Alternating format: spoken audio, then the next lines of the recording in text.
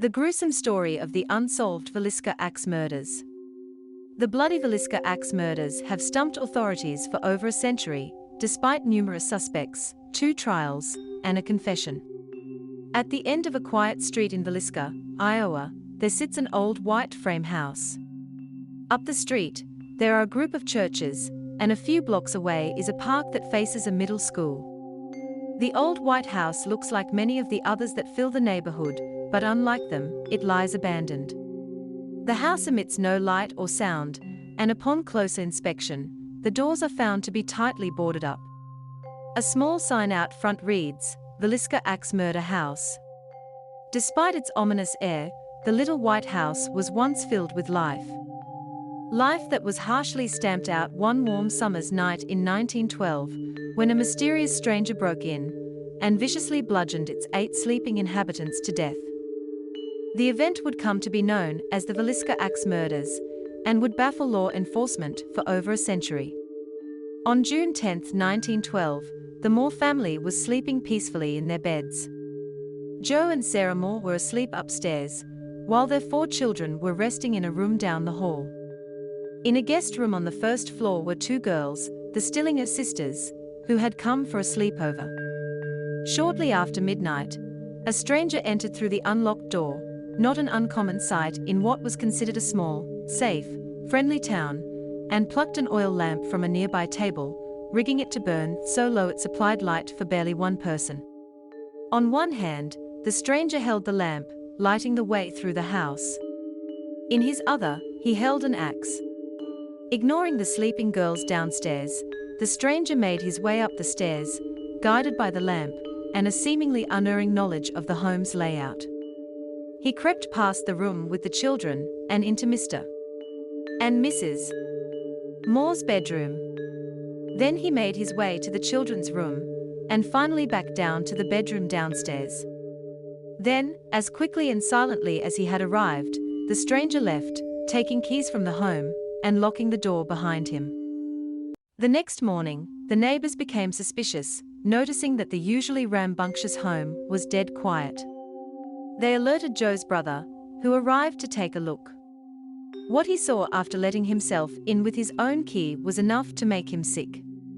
Everyone in the house was dead, all 8 of them bludgeoned beyond recognition. The police determined that the Moore parents had been murdered first, and with obvious force. The axe that had been used to kill them had been swung so high above the murderer's head that it gouged the ceiling above the bed. Joe alone had been hit with the axe at least 30 times. The faces of both parents, as well as the children, had been reduced to nothing but a bloody pulp. The state of the bodies wasn't the most concerning part, however, once the police had searched the home. After murdering the Moores, the killer had apparently set up some kind of ritual. He had covered the Moore parents' heads with sheets, and the Moore children's faces with clothing. He then went through each room in the house, covering all of the mirrors and windows with cloths and towels. At some point, he took a 2-pound piece of uncooked bacon from the fridge and placed it in the living room, along with a keychain. A bowl of water was found in the home, spirals of blood swirling through it. Police believed that the murderer had washed his hands in it before leaving. By the time the police, the coroner, a minister, and several doctors had thoroughly perused the crime scene, word of the vicious crime had spread, and the crowd outside the home had grown. Officials cautioned the townspeople against going inside, but as soon as the premises was clear, at least 100 townspeople gave in to their gross fascinations and traipsed through the blood-spattered home. One of the townspeople even took a fragment of Joe's skull as a keepsake.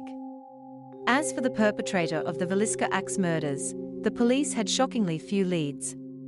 A few half-hearted efforts to search the town and surrounding countryside were made, though most officials believed that with the roughly 5-hour head start that the killer had had, he would be long gone. Bloodhounds were brought in, but with no success, as the crime scene had been fully demolished by the townspeople. A few suspects were named over time, though none of them panned out. The first was Frank Jones, a local businessman who had been in competition with Joe Moore. Moore had worked for Jones for 7 years in the farm equipment sales business before leaving and starting his own rival business.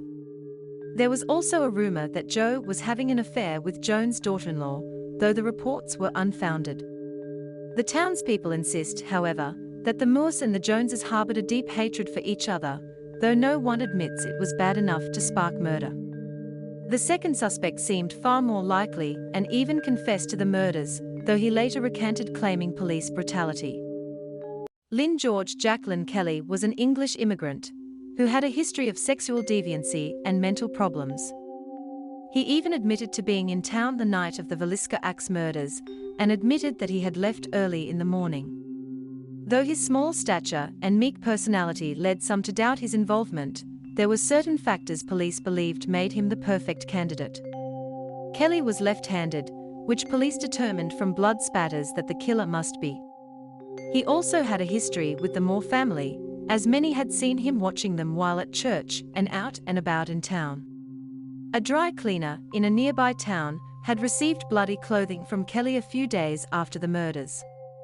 He reportedly also asked police for access to the home after the crime while posing as a Scotland Yard officer. At one point, after a long interrogation, he eventually signed a confession detailing the crime. However, he almost immediately recanted, and a jury refused to indict him. For years, police looked into every possible scenario that could have culminated in the Villisca Axe murders. Was it a single attack, or part of a larger string of murders? Was it likelier to be a local perpetrator, or a traveling killer, simply passing through town and taking an opportunity? Soon, reports of similar enough crimes happening throughout the country began to pop up. Though the crimes were not quite as gruesome, there were two common threads: the use of an axe as the murder weapon, and the presence of an oil lamp, set to burn extremely low, at the scene. Despite the commonalities, however, no actual connections could be made. The case eventually ran cold, and the house was boarded up. No sale was ever attempted, and no changes were made to the original layout. Now, the house sits at the end of the quiet street, as it always has, while life goes on around it, undeterred by the horrors that were once committed within. If you yourself have a story you would like to share with the world, please feel free to email us at Pendleton Oregon Paranormal Society at yahoo.com. In subject, story. We will air it for you on our channel without your name or location if you don't want that shared. And for you all out there, happy ghost hunting. Your friends at P.O.P.S. Pendleton Oregon Paranormal Society.